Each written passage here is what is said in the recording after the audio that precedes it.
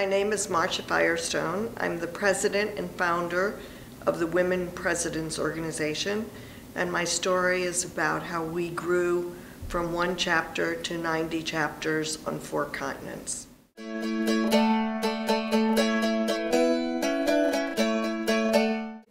reason that I wanted to start this organization is that I had been working for the American Women's Economic Development Corporation, and I was up for the presidency.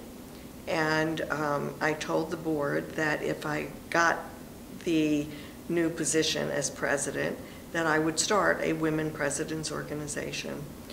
And I did not get that job. Even though I loved that organization, I did not get it. And I went home and I did a lot of crying. And my mentor said, "You need to get out and start the organization on your own." And so I did. My idea was that there were no programs serving women-owned and women-led businesses that had already achieved a certain level of success.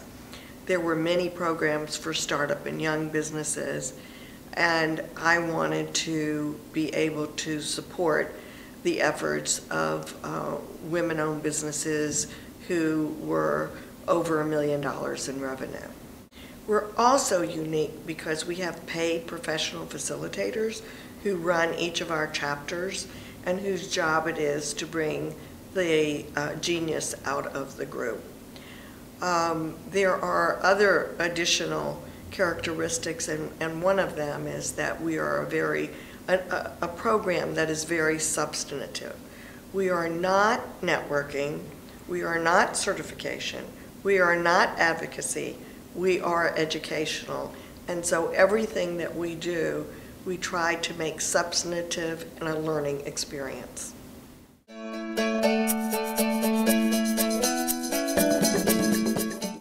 If there were just one characteristic that I felt was essential to be a leader in your business, it is integrity, because I think it paves the way to your success.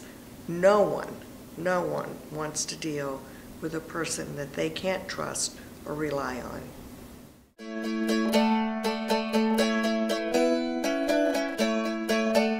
The best advice that I could give to any entrepreneur, woman or man, is that it takes a long time to build a company, and that expectations that a company can be successful in a short period of time are really not very realistic at all.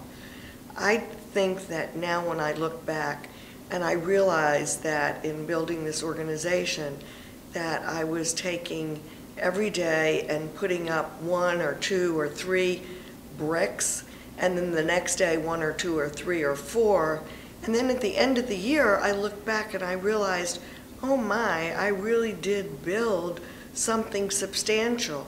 I think the analogy is that to be very effective and to be successful, you can't rush this process, that you have to work at it intensively over a period of time and recognize that at the end of the year you can evaluate if you've made any progress.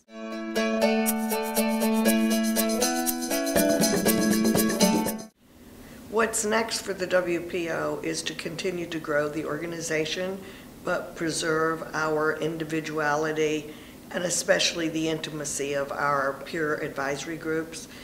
WPO has 90 chapters now on 4 continents. We want more chapters, especially we want to grow internationally, but what we don't want is to sacrifice the individualized approach that we have.